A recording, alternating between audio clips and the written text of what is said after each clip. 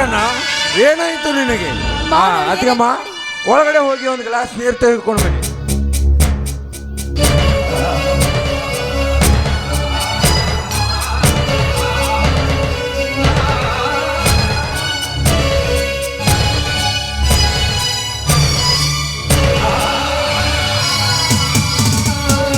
ಅಣ್ಣ ಅಂಥದ್ದೇನಿದೆ ಅಣ್ಣ ಪತ್ರದಲ್ಲಿ?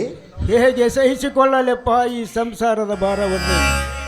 ಬೆಳೆಯೆಲ್ಲ ಸತ್ತು ಹುಟ್ಟಿ ಬಂದುದರಲ್ಲಿ ಕೇವಲ 4,000 ಆರಾಮ್ಖೋರರ ಪಾಲಾಗಿ ಹೋಯಿತಲ್ಲ. ಪಂಪ್ ಸೆಟ್ ಕರೆಂಟ್ ಬಿಲ್ ತುಂಬಿದರೂ ಕೂಡ ಮತ್ತೆ 3,000 ತುಂಬಬೇಕೆಂದು ಬಂದಿದೆ. ಹೇಗೆ ಬಾಳಲಿ, ಹೇಗೆ ದೂಡಲಿ? ವಾರದ ಹಿಂದೆ ತುಂಬಿದ ಹಣ ಮತ್ತೆ ಬಂದಿದೆ ಅಂದ್ರೆ ಮುಂದೆ ಏನ್ರಿ ಮಾಡೋದು? ಏನು ಮಾತನಾಡದಷ್ಟು ನಿರ್ಗತಿಕನಾಗಿದ್ದೇನೆ ಗಂಗ. ಒಮ್ಮೆ ನೋಡಿದರೆ ಪ್ರಾಣ ತ್ಯಾಗ ಮಾಡಿ ಈ ಹಾಳು ಸರ್ಕಾರವನ್ನೇ ಸುಟ್ಟು ಹಾಕಬೇಕೆನಿಸುತ್ತದೆ. ಆದರೇನು ಮಾಡಲಿ, ಹೇಗೆ ಸಹಿಸಿಕೊಳ್ಳಲಿ? ತಂದೆ ಸದ್ಗುರು ಸಿದ್ಧಾರೂಢನೇ, ಈ ರೈತನಿಗಾಗುವ ಅನ್ಯಾಯವನ್ನು ನೀನು ಕಾಣಬಾರದೆ. ಬೆಳೆಯೆಲ್ಲ ಸತ್ತು ಹುಟ್ಟಿ ಬಂದುದರಲ್ಲಿ 4,000 ಹರಾಮ್ಖೋರರ ಪಾಲಾಗಿ ಹೋಯಿತಲ್ಲ. ಈ ರೈತ ಹೇಗೆ ಬದುಕಬೇಕು ಈ ಕೆಟ್ಟ ಸಮಾಜದಲ್ಲಿ?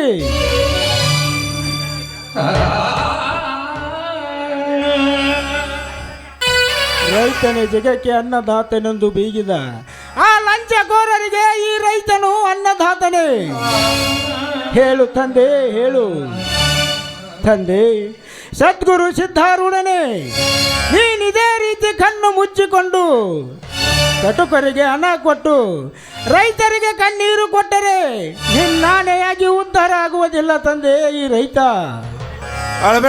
ಜೋಡಿ ಕಟ್ಟಿ ಬಿತ್ತಿ ಬೆಳೆದ ಈ ರೈತ ಇಂದು ನಿನ್ನ ಕಣ್ಣೆದುರಲ್ಲಿ ಮಣ್ಣು ಪಾಲಾಗುತ್ತಿದ್ದಾನೆ. ಕಣ್ತೆರೆದು ನೋಡು ತಂದೆ ಈ ರೈತನನ್ನು. ಅಳಬೇಡಣ್ಣ, ಸಮಾಧಾನ ಮಾಡಿಕೋ. ಹೇಗೆ ಸಮಾಧಾನ ಮಾಡಿಕೊಳ್ಳಲೆಪ್ಪ, ಹೇಗೆ ಸಮಾಧಾನ ಮಾಡಿಕೊಳ್ಳಲಿ? ಈ ಬ್ರಹ್ಮಾಂಡವನ್ನು ಆ ಬ್ರಹ್ಮ 4 ವೇದಗಳಿಂದ ನಡೆಸುತ್ತಿದ್ದಾನೆ. ಆ 4 ವೇದಗಳನ್ನು ಆ ಸೋಮ ರಕ್ಕಸನೆಂಬ ರಾಕ್ಷಸ ಅವುಗಳನ್ನು ಕಿತ್ತುಕೊಂಡು ನೀರಿನಲ್ಲಿ ಮುಳುಗಿಸಿ ಜಗತ್ತನ್ನೇ ಕತ್ತಲು ಮಾಡಿದಂತೆ ಇಂದು ಈ ರೈತನ ಕೈಕಾಲುಗಳನ್ನು ಕತ್ತರಿಸಿಕೊಂಡು ಆ ಚಾಂಡಲರು ಈ ಜಗತ್ತನ್ನೇ ಕತ್ತಲಾಗಿಸುತ್ತಿದ್ದಾರೆ. ಅದನ್ನೆಲ್ಲ ನೀನು ಮನಸ್ಸಿಗೆ ಹಚ್ಚಿಕೊಳ್ಳಬೇಡಣ್ಣ. ಅದಕ್ಕೆಲ್ಲ ನಾನಿದ್ದೇನೆ. 4 ವೇದಗಳನ್ನು ಕೊಚ್ಚಿಕೊಂಡು ನೀರಿನಲ್ಲಿ ಆ ಮುಳುಗಿದ ಸೋಮ ರಾಕ್ಷಸರಿಗೆ ಆ ಹರಿನಾರಾಯಣ ಮತ್ಸ್ಯ ಅವತಾರ ತಾಳಿ ಬಂದು ಆ ರಕ್ಕಸನನ್ನು ಕೊಂದು ಮತ್ತೆ ಈ ಸೃಷ್ಟಿ ನಡೆಸಿದಂತೆ ನಾನು ಆ ಲಂಚಕೋರ ಚಾಂಡಾಲರನ್ನು ಕೊಂದು ಈ ಜಗತ್ತಿನ ತಂದೆ ರೈತನೇ ಅನ್ನುವ ಸತ್ಯ ಎನ್ನುವ ಹಾಗೆ ಮಾಡದಿದ್ದರೆ ನಾನು ನಿನ್ನ ತಮ್ಮನೇ ಅಲ್ಲವೆಂದು ತಿಳಿ. ನನಗೆ ನಂಬಿಕೆ ಇದೆ ಸಹೋದರ. ನಾನು ಹೇಳಿದ ಕೆಲಸ ಮಾಡಿ ಮುಗಿಸುವ ಗಂಡಿದೆ ಗಂಡು ಎಂದು. ಅದೆಲ್ಲ ಇರಲಿ, ಹಿಂದೆ ಮುಗಿದು ಹೋಗಲಿ ನಿಮ್ಮಿಬ್ಬರ ಗಾಂಧರ್ವ ವಿವಾಹ.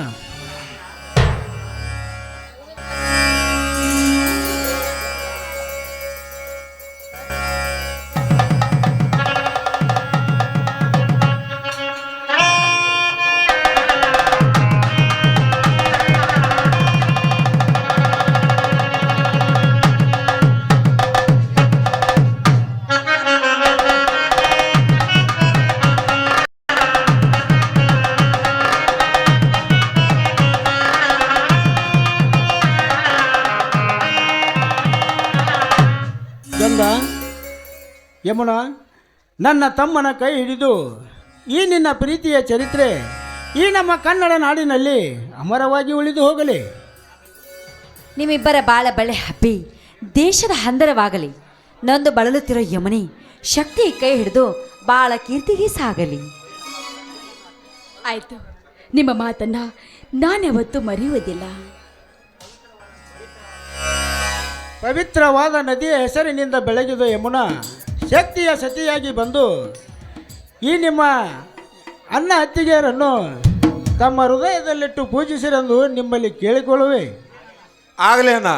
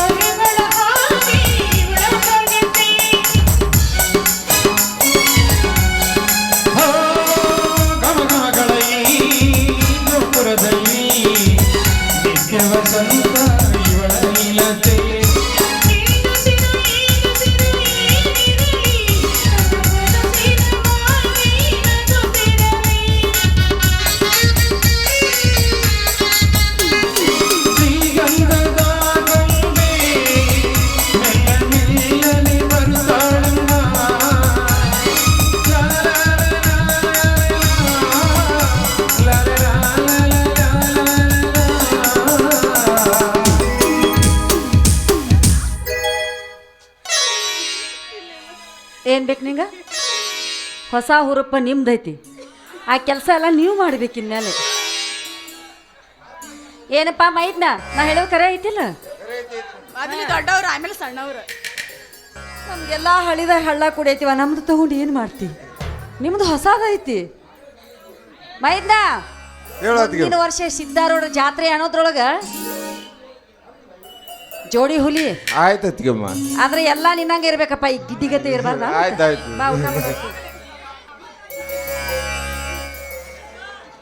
ಮಕ್ತುಮ್ ಸಾಬ್ ನದಾಪ್ ಸಾಕಿನ ಉಪ್ಪಿನ ಬಿಡಿಗೆರಿ 200. ಇರಲಿ ಶ್ರೀಗಂಧದ ತುಂಡುಗಳು ಲೋಡ್ ಮಾಡಿ ಬಟ್ಟೆ ಇಳಿಸಿ ಕಂಟ್ರಿ ಸರಾಯನ್ನು ಪ್ರತಿ ಹಳ್ಳಿಗೆ ಸಪ್ಲೈ ಮಾಡಿದಿರ ತಾನೆ? ಗಂಧದ ಲೋಡು ಕಳಿಸಿದಾಯ್ತು.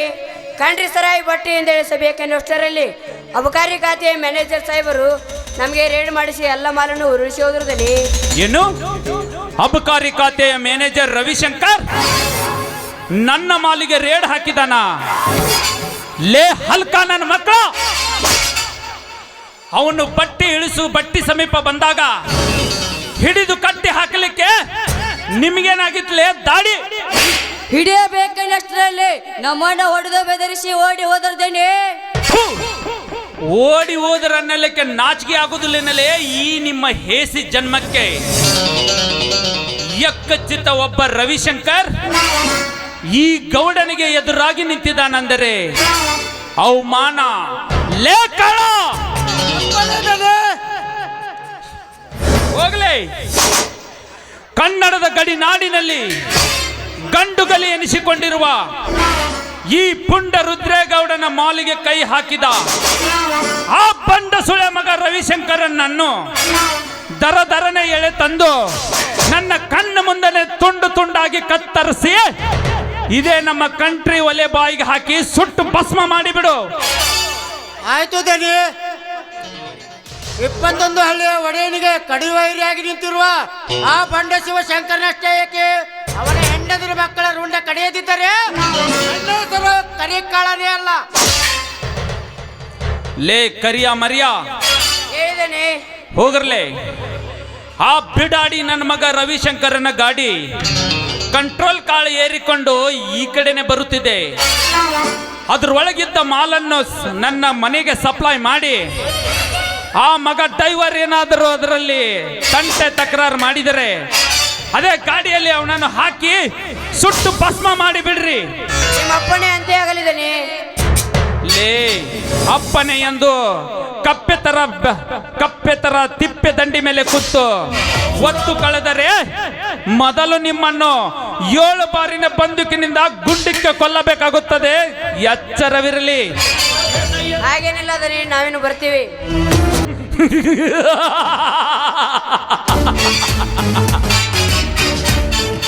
ಮಿಡಿ ನಗರದ ಎಡೆ ತುಳಿದು ಬದುಕಬೇಕೆಂದಿರುವ ಅಬ್ಕಾರಿ ಖಾತೆ ಮ್ಯಾನೇಜರ್ ನನ್ನ ಕಡು ವೈರಿ ಗೌಡನೆನ್ನದೆ ಎಡೆ ಬಡಿದು ರೇಡ್ ಹಾಕಿ ಎಂದು ನೀನು ನನ್ನ ಕಂಟ್ರಿ ಕಾರ್ಯಕ್ಕೆ ಬೆಂಕಿ ಇಟ್ಟಿಯಲ್ಲ, ಅದೇ ಸೇಡಿಗಾಗಿ ಇಂದು ಬಂದಿತು ನಿನ್ನ ಜೀವನಕ್ಕೆ ಅಂತ್ಯ. ಅದಕ್ಕಿಂತ ಪೂರ್ವದಲ್ಲಿ ನನಗೆ ಎದುರಾಗಿ ನಿಂತಿರುವ ಆ ಶಿವಶಕ್ತಿಯರ ಬಾಳಿಗೆ ಇಂದು ಇಡಬೇಕಾಗಿದೆ ಬೆಂಕಿ. ಅಲ್ಲಿಗೆ ಮುಕ್ತಾಯಗೊಳ್ಳುತ್ತದೆ ನನ್ನ ಕ್ರಾಂತಿಕಾರಿಯ ನಾಟಕದ ಮೊದಲನೆಯ ಪ್ರಯೋಗ.